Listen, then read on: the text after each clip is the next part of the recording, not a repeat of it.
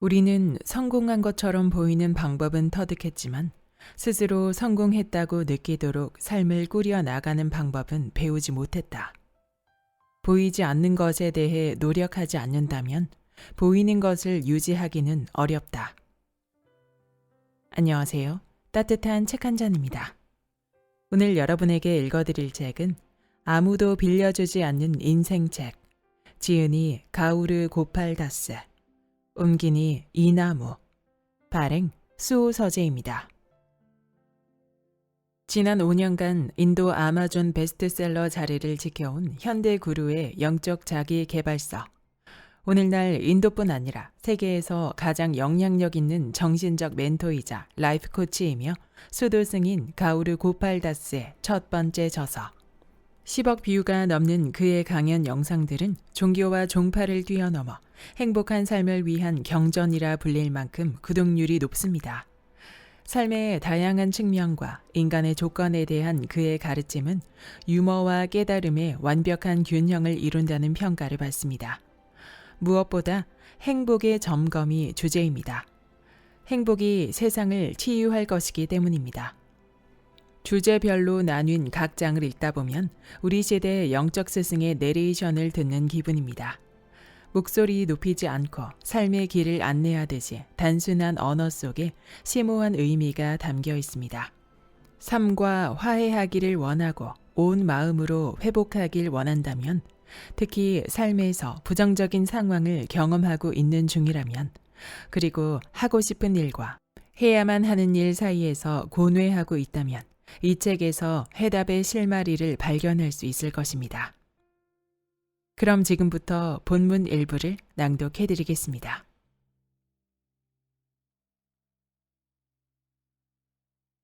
행복의 비밀. 우리는 행복의 비밀이 무엇인지 언제나 궁금해한다. 행복한 삶을 사는 비결은 무엇인가? 여기 하나의 관점이 있다. 결혼한 지 60년이 된 여인이 있다. 80이 넘었지만 옷차림과 행동에서 단정함과 우아함을 잃지 않았다. 사랑하는 배우자가 세상을 떠난 후 그녀를 돌봐줄 자녀도 없고 가족도 없어서 그녀는 요양원으로 거처를 옮기기로 결정했다. 영원히 집을 떠나는 날에도 그녀는 단아하게 차려입고서 문을 나섰다. 요양원에 도착한 후 그녀는 방이 준비되기까지 몇 시간 동안 로비에서 인내심을 갖고 기다려야만 했다. 마침내 요양원 매니저가 그녀를 방까지 안내하면서 도중에 그녀에게 앞으로 그녀가 생활하기로 되어 있는 그 작은 공간에 대해 눈에 보이듯 설명해 주었다. 너무 마음에 들어요. 그녀는 방금 새 강아지를 선물 받은 8살짜리 아이처럼 열정적으로 말했다. 매니저가 그녀의 말을 끊었다. 부인, 우리는 아직 그 방을 구경도 못했는걸요? 일단 보고 나서 마음에 드는지 말씀하셔도 늦지 않습니다. 그러자 여인이 말했다. 나의 기쁨은 그 방과는 아무 관련이 없어요. 내가 그 방을 좋아하는가 아닌가는 가구 배치에 달려있지 않아요. 전적으로 내 마음을 어떻게 정하는가에 달려있어요. 행복은 우리가 미리 결정하는 것이에요. 나는 이미 내 방을 사랑하기로 결심했고 내 주변 사람들을 사랑하고 내 남은 생을 사랑하기로 결정했어요. 이것은 내가 매일 아침 눈을 뜨면 내리는 결정이에요. 당신도 알겠죠? 우리가 가진 가장 큰 재산은 우리가 어떻게 느낄 것인지 미리 선택하는 힘이에요.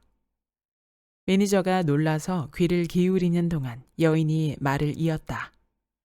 나는 하루 종일 침대에 누워 더 이상 작동하지 않는 신체 부위에 집중하면서 내가 겪는 고통을 생각하며 보낼 수도 있고, 침대에서 일어나 여전히 잘 작동하고 있는 부위에 감사할 수도 있어요. 나에게는 하루하루가 선물이에요. 눈을 뜰 수 있는 한 나는 오늘에 집중할 거예요. 그리고 마음속에 간직한 모든 행복한 기억들에 내 생에 지금 이 순간을 위해서. 매니저는 외적인 관점에서 볼 때 문제와 절망으로 가득한 노부인의 긍정적인 태도에 놀랐다. 삶에서 문제는 자동적으로 발생한다. 하지만 행복은 우리 자신의 선택에 달려 있다. 분노는 자동적으로 발생한다. 하지만 평화는 우리 자신의 선택이다. 미움은 자동적으로 발생한다. 사랑은 우리 자신의 선택에 달려 있다. 부정적인 것은 자동적으로 일어난다.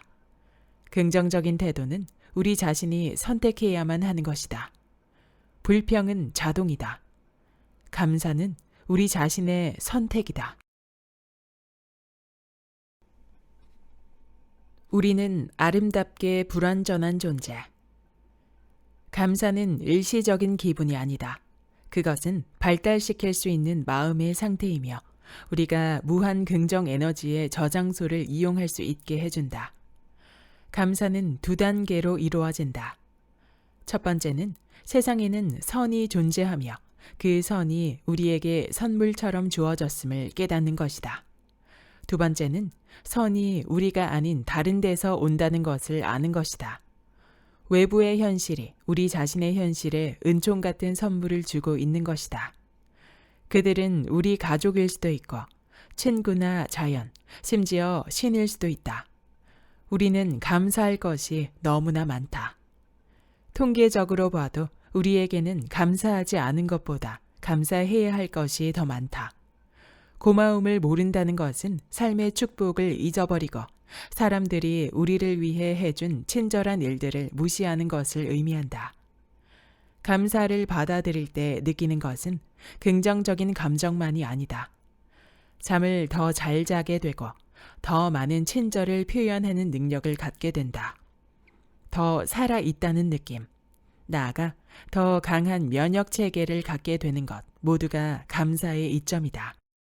우리가 초등학교에서 노래 불렀던 존슨 오트먼이 쓴 시는 내 메시지를 웅변적으로 요약해준다.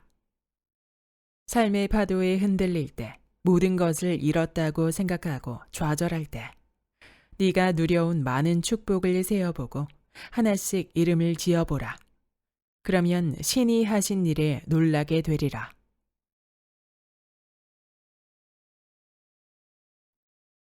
용서는 자기 돌봄의 미학.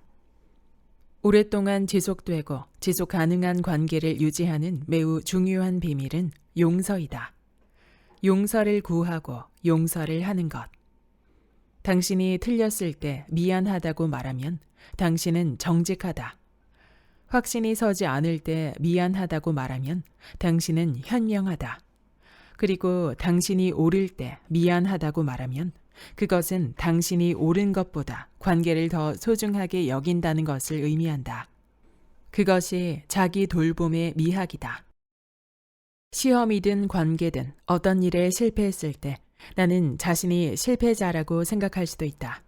그러나 인생에서 한 번 또는 한 번 이상 실패했다고 해서 정말 나라는 인간의 전체가 실패한 것일까? 마찬가지로 드물게 누군가가 우리를 실망시켰다고 해서 우리가 그 사람을 실패자처럼 대해야 할까? 그 실수를 그 사람과 독립된 사건으로 보면 안 되는 것일까?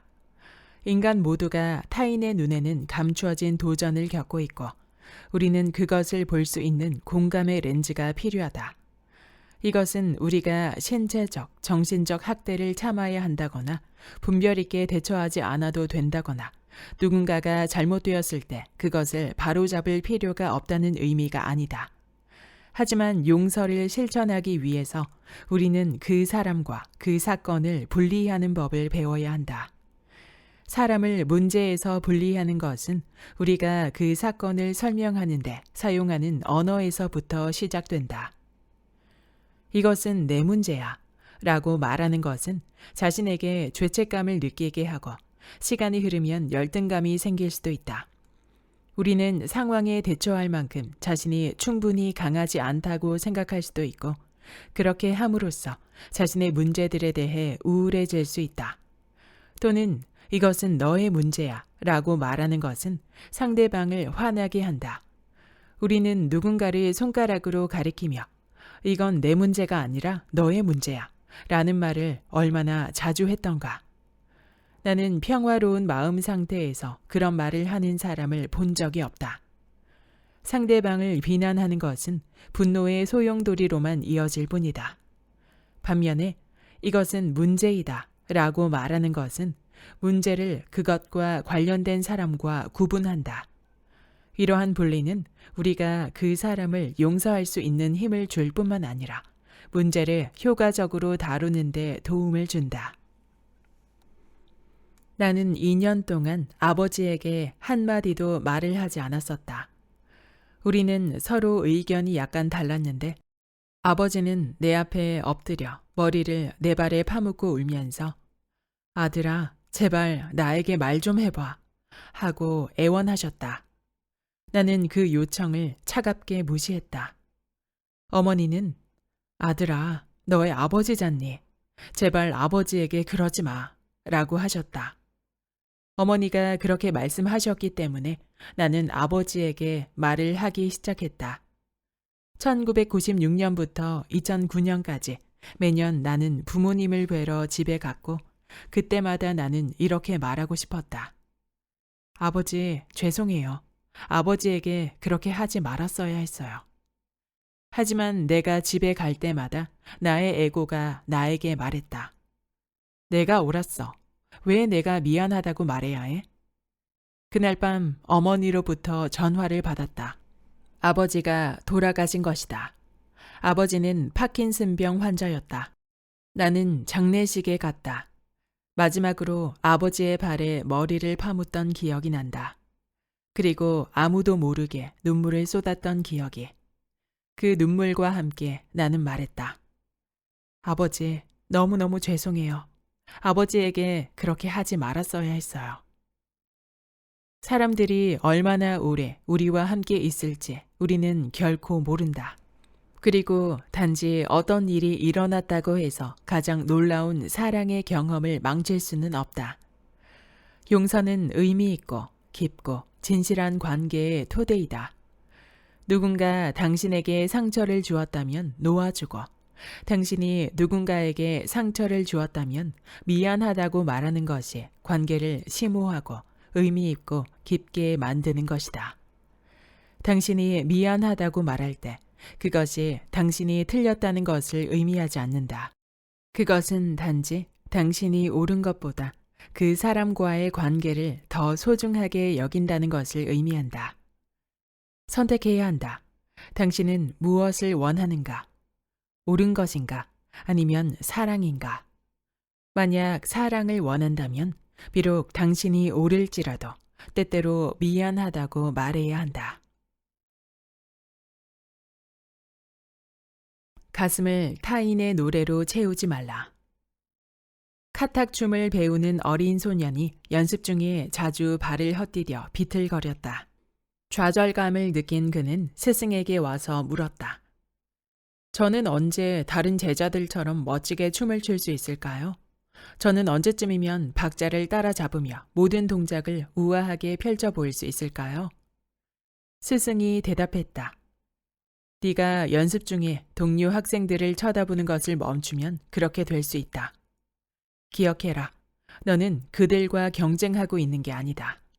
너는 너 자신과 경쟁하고 있는 것이다. 너의 목표는 단순히 어제의 너의 모습보다 더 나아지는 것이지. 이곳에 있는 다른 남학생들과 여학생들보다 더 나아지는 게 아니다. 춤이든 스포츠든 사업이든 혹은 인생의 어떤 것이든 이 이념은 자신의 탁월함을 실현시켜준다. 그리고 우리는 이 이념이 애플사에서 작용하는 것을 본다. 고비 사막 어딘가의 동굴에서 살고 있지 않는 한 애플이 현대의 가장 성공한 기업 중 하나라는 사실을 모르지 않을 것이다. 인기 있는 아이폰이 출시되면서 지난 10년 동안 순위가 뛰어올라 2018년에는 세계에서 9번째로 부유한 기업으로 선정되었다. 신제품 출시 당일에 애플 스토어에서 아이폰을 구매한 적이 있는가? 모두 같은 유니폼을 입은 수백 명의 직원들이 당신을 맞이하고 당신이 최신 제품을 구입할 때 박수를 치며 크게 환호한다. 나는 직접 본 적이 없지만 내 친구들은 그것이 파티 같다고 말한다. 사람들은 아주 흥분하게 된다. 하지만 무엇이 애플을 그렇게 혁신적으로 만들어 사람들이 계속 다시 찾게 만드는 것일까? 그 답은 그들의 리더십이 주는 문화에서 찾을 수 있다. 애플의 창업자인 고 스티브 잡스는 다른 사람들과 경쟁하는 것은 내면의 창의성을 방해한다고 믿었다. 독창성을 위해 노력하지 않는 것은 애플에게 재앙이 되었을 것이다. 자신을 다른 사람들과 너무 많이 비교하면 우리는 평범함에 굴복한다. 우리는 맹목적으로 다른 사람을 모방하기 시작하고 심지어 자신의 본질을 잃을 수도 있다. 최악의 경우 우리는 지루한 인간이 된다. 스티브 잡스는 모든 제품의 세부 사항에 세심한 주의를 기울이는 것으로 악명 높았다. 단지 주가를 올리기 위해 차선의 회사를 모방하는 것이 아니라 세상을 바꾸고 싶어 했다. 다른 사람들의 표현을 따라하는 것이 아니라 자기 자신을 충분히 표현하고 싶었다. 그는 자신이 과거에 한 일과 비교하고 싶어 했다. 그래서 당신은 다른 사람과 비교하는 것이 나쁘다고 말하려는 건가요? 해리가 끼어들었다. 나는 대답했다. 아니에요. 만약 우리가 자신을 다른 사람들과 비교해야 한다면 우리는 긍정적인 태도를 비교해야 합니다. 지칠 줄 모르고 일하거나 자신의 기량을 갈고 닦는 사람의 태도는 영감을 줍니다. 그들을 보면서 나도 같은 태도를 갖기를 원하게 됩니다. 그들에게서 배우고 그것에 대한 보답으로 내가 할 수 있는 어떤 방법으로든 그들을 돕습니다. 그렇게 우리는 함께 성장합니다. 열린 마음을 가진 사람은 그렇게 생각합니다. 좋은 의미로 들리네요. 하지만 주변의 경쟁자들이 당신을 끌어내리고 기회를 잡기 위해 더러운 정치를 펼칠 때 당신은 그저 조용히 계속 일을 해야 할까요? 스타일리스트가 제이민에게 한 짓을 봐요. 해리가 반박했다. 나는 대답했다. 직장에는 언제나 정치적인 마음을 가진 사람들이 있고 그것은 공기 중의 습기처럼 모든 사무실에 있는 것 같습니다. 사람이 있는 곳이면 어디든 두 가지 유형의 사람을 발견할 것입니다. 진실하게 살며 정직한 방식으로 일하는 사람과 그렇지 않은 사람. 물론 이것은 일반화입니다. 누구도 완벽한 도덕적 나침반을 갖고 있지 않으며 도덕적으로 완전히 파탄난 사람도 없습니다. 설령 그 직장을 그만두고 다른 회사에 들어가더라도 그곳에도 정치를 하는 사람들이 있을 겁니다. 조금 덜 하거나 조금 더 할 수도 있고 다른 분위기일 수도 있겠지만 하지만 우리는 직장에서 힘든 상황을 지혜롭게 관리하는 법을 배워야 합니다. 직장 정치를 자세하게 다룬 경험 많은 전문가들이 쓴 책들이 있습니다.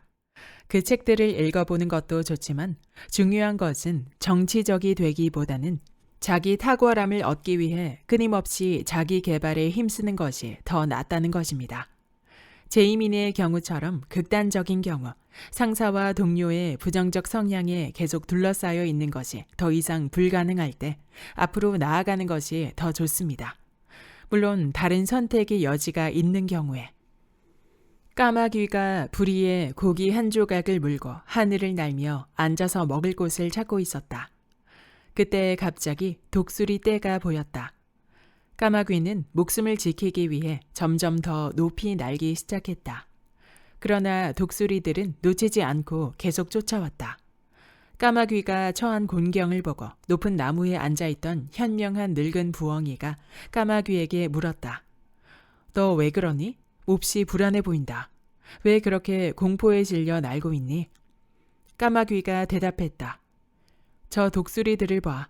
저들이 내 목숨을 노리고 있어. 나를 죽이려고 해. 지혜로운 부엉이가 말했다. 그들은 너를 죽이려고 쫓아오는 것이 아니야. 그들이 원하는 건 네가 부리에 물고 있는 고기 한 조각뿐이야. 그것을 그냥 떨어뜨리고 무슨 마법이 일어나는지 지켜봐. 까마귀는 부엉이의 조언을 따랐고 고기 조각을 입에서 떨어뜨렸다. 그러자 모든 독수리들이 떨어지는 고기 조각을 향해 날았고 까마귀는 이제 더 높이 날 수 있었다. 이것은 우리의 삶에도 해당되지 않는가? 우리는 고기 조각을 붙들고 있다. 우리 것이 아닌 돈을, 그리고 독수리의 공격을 받으며 그것을 빼앗길까 언제나 두려워한다. 우리는 고기 조각을 붙들고 있다. 오직 이름을 위해 지위를 붙들고 있다. 그 위치를 고수해 이익을 얻는 것 외에는 아무것도 하지 않으면서. 그리고 우리가 단순히 이름을 위해 그 의자에 달라붙어 있다는 것을 아는 부하 직원들에게 공격을 받는다. 부정적인 분위기의 독수리들에게. 우리의 관계에서도 우리는 편견, 의견, 원한, 과거의 사건과 같은 고기 조각을 붙잡고 있다. 그럼으로써 무관심, 비협조, 오해, 갈등, 타인의 증오 같은 독수리가 우리를 공격하도록 허용한다.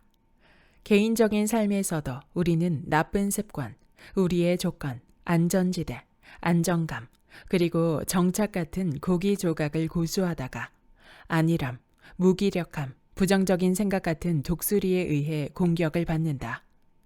그 고기 조각을 놓기 힘들다는 것을 안다. 하지만 우리가 그렇게 하면 그 내면의 독수리들은 우리를 쫓는 것을 멈출 것이고 우리는 우리의 삶에서 더 높이 날 수 있다. FOMO, 자신만 뒤처지는 것 같은 불안감. FOMO는 Fear of Missing Out의 약자로 자신만 뒤처지고 흐름을 놓치고 소외되는 것 같은 불안감을 느끼는 심리적 증상을 말한다. 놓치는 것의 두려움과 놓치는 것의 기쁨에 대해 어떻게 생각하는가? 알다시피 내가 라이프 코치가 되기 위해 내 경력을 업그레이드 하기 전 나는 휴렛 패커드사와 일하는 전기 공학자였다. 그리고 갑자기 화이트 칼라인 휴렛 패커드의 직장을 떠나 아슈람, 즉 수도원에 사는 수도승이 되었다. 그곳에서 이른바 라이프 코치가 되려고 했는데 그 당시에는 아무도 그 단어를 제대로 알지 못했다. 나는 궁금했다. 나와 함께 대학에서 공부한 그리고 휴렛 패커드에서 함께 근무한 많은 친구들은 계속해서 위로 올라갔다. 그들 중 많은 수가 실리콘밸리의 선도적인 기업들의 CEO이자 이사이다. 나는 궁금했다. 놓치고 소외되는 것에 대한 두려움, 즉 포모를 어떻게 극복할 수 있을까? 그리고 여기 내가 수도승으로서 이 나라 인도의 고대 영적 유산에서 배운 것이 있다. 나는 나 자신과 자기 개발에 집중하는 기술을 배웠다. 내 관심이 다른 사람들에게 집중될수록 나는 언제나 내가 놓치고 있는 것을 생각할 것이다. 나는 그 또는 그녀가 가지고 있는 멋진 차를 놓치고 있다. 나는 그 또는 그녀가 가진 멋진 모습을 놓치고 있다.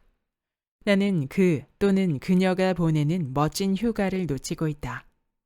내가 다른 사람들에게 집중할 때 내가 겪게 될 유일한 감정은 나는 삶에서 무엇인가를 놓치고 있다이다. 반면에 나 자신에게 집중하는 법을 배우는 동안 나는 내가 놓치고 있는 것을 보지 않고 내가 축복받은 것을 보려고 한다. 내가 가진 기회들을. 나 자신에게 집중하면 할수록 자기 발전에 더 집중하게 되고 그때 놓치고 소외될지도 모른다는 두려움에 희생자가 되지는 않을 것이다.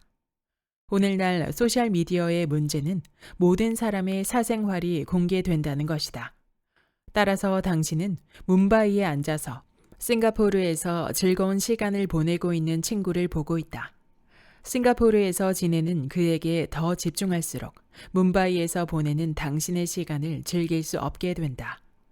당신에게는 연인인 친구가 있고 그들은 결혼했고 그들의 결혼 기념일이다. 그리고 남자는 아내와 찍은 낭만적인 사진을 소셜미디어에 올린다. 서로 껴안고 즐거운 시간을 보내고 있다. 그런데 당신은 아내와 힘든 시간을 보내고 있다. 당신은 말한다.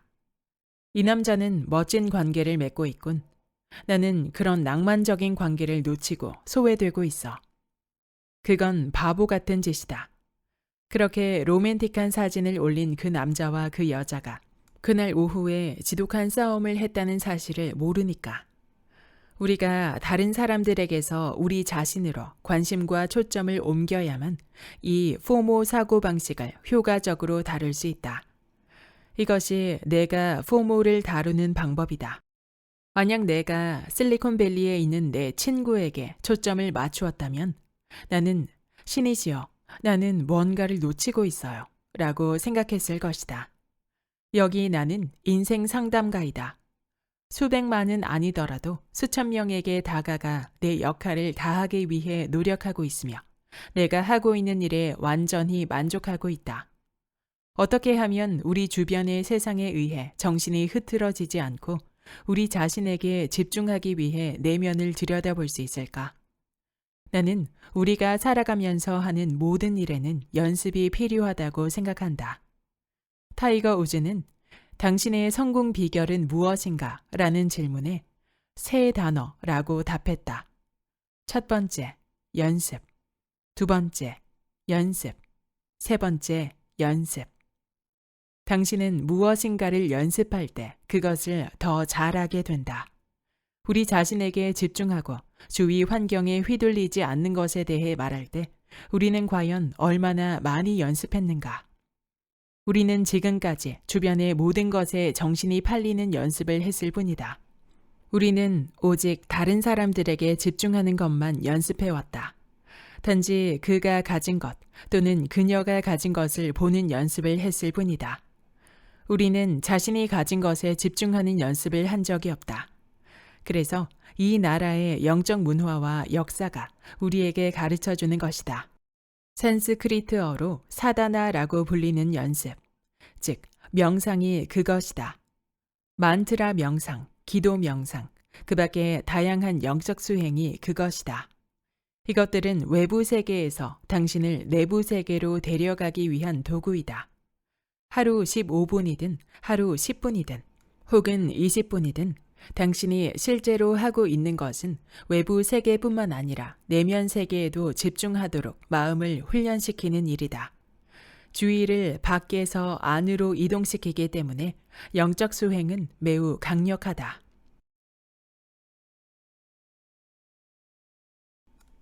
확장해가는 존재의 아름다움. 당신이 폭스바겐을 운전하든 포르쉐를 운전하든 도로는 같다. 그렇지 않은가? 당신이 삼성 휴대폰으로 말을 하든 아이폰으로 말을 하든 당신이 전화 통화를 하고 있는 사람은 같다. 당신이 비행기를 이코노미석으로 여행하든 비즈니스석으로 여행하든 당신이 향해 가는 목적지는 같다. 그렇지 않은가? 당신이 평범한 손목시계를 차든 오메가나 롤렉스 시계를 차든 시간은 동일하다. 그렇지 않은가? 매우 놀라운 일 하나는 우리가 생활 수준을 높이는데 너무 많은 노력을 쏟느라 삶의 수준을 높이는 것을 잊어버린다는 것이다. 그래서 나는 어느 곳을 가든 사람들에게 호소한다. 오메가 시계에는 잘못된 것이 없고 포르쉐 자동차에는 잘못된 것이 없다고. 신이 그것으로 당신에게 축복을 내린 것이니 만약 당신이 그 차를 소유하고 있다면 그 차를 타고 다니라고. 거기에는 아무 문제 없다. 하지만 생활 수준을 더 좋게 즉흥적으로 바꾸려고 할 때 부디 삶의 수준과 타협하지는 말라. 당신을 행복하게 하는 것은 당신의 생활 수준이 아니다. 당신을 행복하게 만드는 것은 당신 삶의 수준이다. 그리고 우리는 매우 자주 우리를 진정으로 행복하게 할 수 있는 것들에 주의를 기울이는 것을 잊는다. 내가 말하는 그것들은 효용 가치다. 하지만 행복의 가치는 아니다. 비즈니스 클래스 또는 1등석 여행, 그것에는 아무 문제가 없다. 포르쉐를 운전한다? 아무 문제 없다. 하지만 그렇게 함으로써 당신 삶의 수준을 향상시키는 원칙들에 대해 타협하지는 말라. 그래서 나는 언제나 말한다. 어떤 사람들은 너무 가난하다고. 너무 가난하고 너무 가난해서 그들이 가진 것은 오직 돈뿐이다. 그것이 그들이 가진 전부이다. 나는 그 삶이 가난에 찌든 삶이라고 여긴다. 당신이 가진 것이 돈뿐이라면 당신은 세상에서 가장 가난한 사람이다. 왜냐하면 삶에는 돈보다 더 많은 것이 있고 삶에는 돈으로 살 수 있는 것보다 더 많은 길이 있기 때문이다.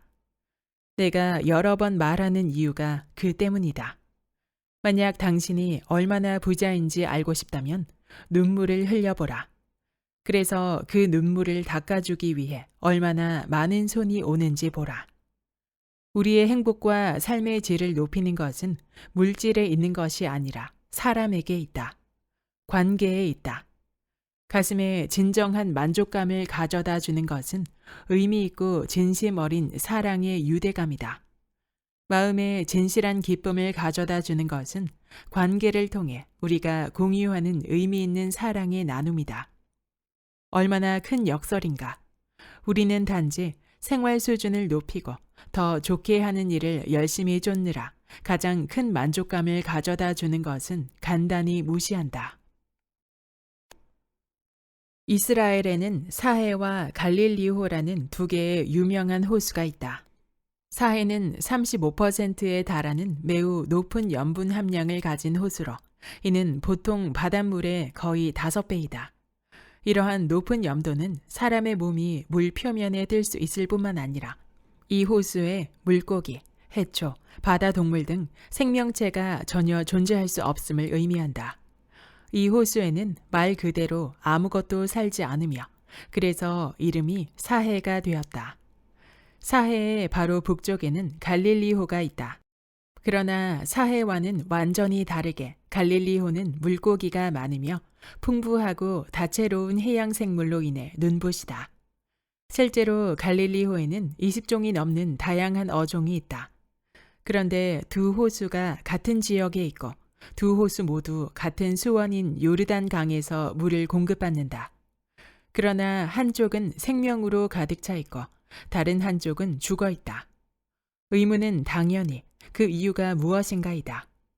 이것이 기술적으로 얼마나 정확한지는 확실하지 않지만 어떤 이들은 그 이유가 요르단 강이 갈릴리호로 흘러 들어갔다가 흘러 나오기 때문이라고 말한다. 강물이 갈릴리호를 드나들면서 그 호수를 건강하고 활기차게 유지하기 때문에 해양 생물로 가득하다는 것이다. 그러나 평균 해수면보다 훨씬 낮은 사해에는 출구가 없다. 물이 요르단강에서 흘러 들어오지만 흘러나가는 곳이 없다. 그리고 출구가 없기 때문에 사해에서 매일 100만 톤 이상의 물이 증발해 염분 농도가 극히 높고 미네랄이 너무 가득해 어떤 해양 생물에게도 적합하지 않은 것으로 추정된다.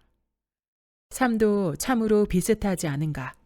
두 호수가 요르단강에서 물을 받는 것처럼 우리도 다른 사람들로부터 자원, 지식, 사랑, 존경을 받을 만큼 충분히 운이 좋을 수 있다. 하지만 받은 것을 나누는 법을 배우지 않으면 사해처럼 될 수도 있다. 사랑, 존경, 부, 지식이 모두 증발할 수 있다. 그러나 갈릴리호처럼 우리가 가진 것을 나누면 생명과 기쁨으로 가득 차서 더 많이 받고 더 많이 나눌 준비가 된다. 그때 우리는 풍요로운 공간에서 살게 된다.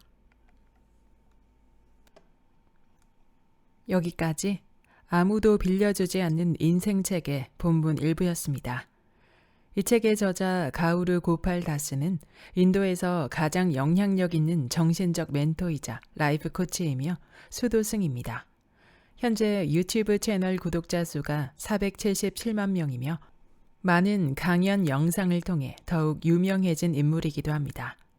그는 세계를 넘나들며 다양한 기업, 공공기관, 국회 등에서 강연을 펼치고 있으며 유머 있는 인생의 통찰을 제시하며 많은 사람들에게 인생에 대한 현명한 길을 제시하고 있습니다. 이 책은 인도 아마존에서 5년간 베스트셀러였던 그의 첫 번째 저서로서 그의 강연 내용 중 일부 내용을 덧붙여 우리나라에서 발간된 책입니다. 아무도 빌려주지 않는 인생책이라는 제목만 보면 두루뭉실한 철학책일 것 같은 느낌이 들 수 있지만 이 책은 행복이라는 주제에 대해 다양한 면에서의 생각 접근법을 알려주는 책입니다. 이 책은 저자가 경제적으로도 영적으로도 풍요로워 보이는 한 부부의 식사 초대에 응하게 되어 식사를 하면서 나눴던 대화에서 시작됐는데요. 식사를 마친 후 남편이 저자를 차로 바래다 주며 진행되는 대화 속에서 서로 주고받는 이야기 형식으로 진행됩니다. 모든 면에서 남부러울 것 없이 풍요로워 보였던 그 부부도 삶의 남모를 괴로움 속에서 저자에게 조언을 구했는데요. 이 책의 가장 핵심적인 메시지는 행복은 나의 선택이다 라는 문구라고 생각되었습니다. 그러한 행복을 유지하고 지켜가기 위해서는 외면과 내면 모두 균형 있는 삶을 만들어가기 위한 노력이 필요하다고 말합니다. 저자는 행복을 지키기 위한 힌트로 네 가지의 바퀴를 소개하는데요. 첫 번째 바퀴는 감사, 두 번째 바퀴는 관계 맺기, 세 번째 바퀴는 자신의 선물 발견하기, 네 번째 바퀴는 기쁨의 순간 선물하기입니다. 저자는 이 네 가지의 바퀴에 만족하고 균형을 이룰 때 자신도 행복하고 남에게도 행복을 줄 수 있다고 말하는데요. 이 책의 가장 큰 장점은 아주 재미있는 예시와 우화들로 가볍게 읽히지만 결코 가볍지 않은 삶의 깊은 통찰을 안겨준다는 것이었습니다. 이 네 가지의 바퀴는 여러분이 직접 천천히 읽으시면서 현재의 삶을 돌아본다면 저처럼 뜻깊은 시간을 가지실 수 있을 거라 생각됩니다. 지금 내 삶의 나침반을 보고 싶은 분들에게 강력하게 추천합니다. 구독과 좋아요와 댓글은 큰 힘이 됩니다. 다음 영상에서 만나요.